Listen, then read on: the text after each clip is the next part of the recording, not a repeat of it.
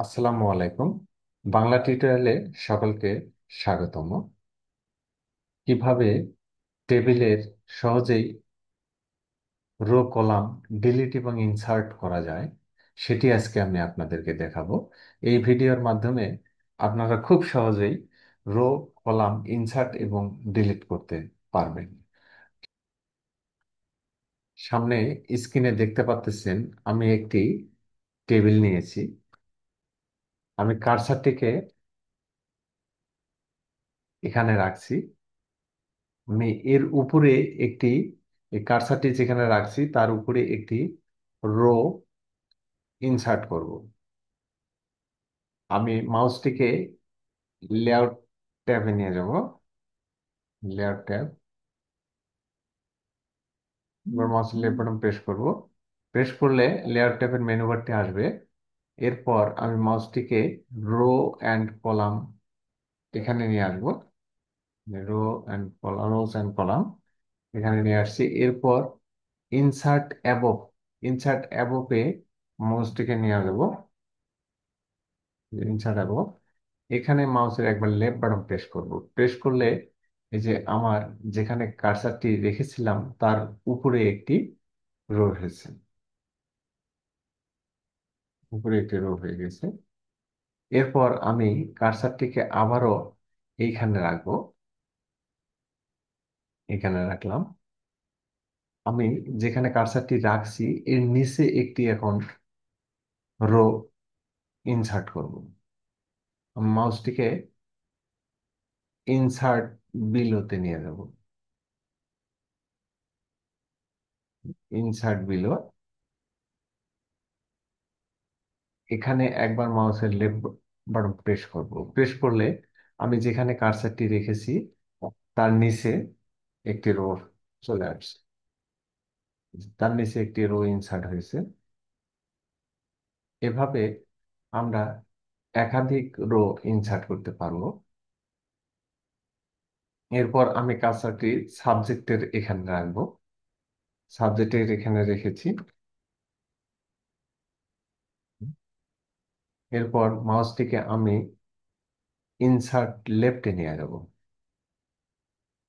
Insert left, insert লেফটে একবার মাউসের লেফট বাটন ক্লিক করব। তাহলে এই সাবজেক্টের এখানে যে কার্সারটি রাখছি তার বাম পাশে একটি কলাম হয়ে গেছে।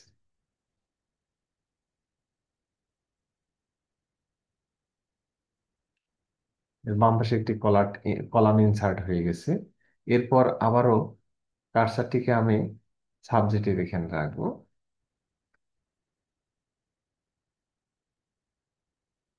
মাউসটিকে আমি ইনসার্ট রাইট নিয়ে যাবো। ইনসার্ট রাইট, ইনসার্ট রাইট, অর্থাৎ এখানে আমি একবার মাউসের লেফট বাটন প্রেস করবো। প্রেস কার্সারটি রেখেছি তার ডান পাশে একটি কলাম ক্রিয়েট হয়ে গেছে। এভাবে আমরা একাধিক কলামও ইনসার্ট করতে পারবো। কলাম রো ডিলিট করব কিভাবে সেটি আমি দেখাবো। আমি এখানে কার্সারটিকে রেখেছি। এরপর মাউসটিকে আমি এই যে ডিলিট অপশনে নিয়ে যাব। ডিলিট অপশন, তার নিচে একটা ড্রপ ডাউন অ্যারো চিহ্ন আছে। এখানে একবার মাউসের লেফট বাটন প্রেস করব। প্রেস করলে নিচে একটি মেনু বার আসবে। এই মেনু বারের এখানে লেখা আছে delete cell, delete column, delete row, delete table. আমি একটা একটা করে ডিলিট করব। আমি কার্সারটি যেখানে রেখেছি সেই কলামটি আমি ডিলিট করব। এই ডিলিট কলাম এখানে একবার লেফট বাটন প্রেস করব। প্রেস করলে এখানে মাঝখানে একটি কলাম ছিল, সেই কলামটি ডিলিট হয়ে গেল। এরপর আমি রো ডিলিট করব। এই এই রোটিতে আমি কার্সারটি রাখলাম। এই রোটি, এরপর একইভাবে মাউসটিকে আমি ডিলিট অপশনে নিয়ে যাব। নিয়ে যাওয়ার পর একবার লেফট বাটন প্রেস করব। প্রেস করার পর নিচে লেখা আছে ডিলিট রো, ডিলিট রোজ।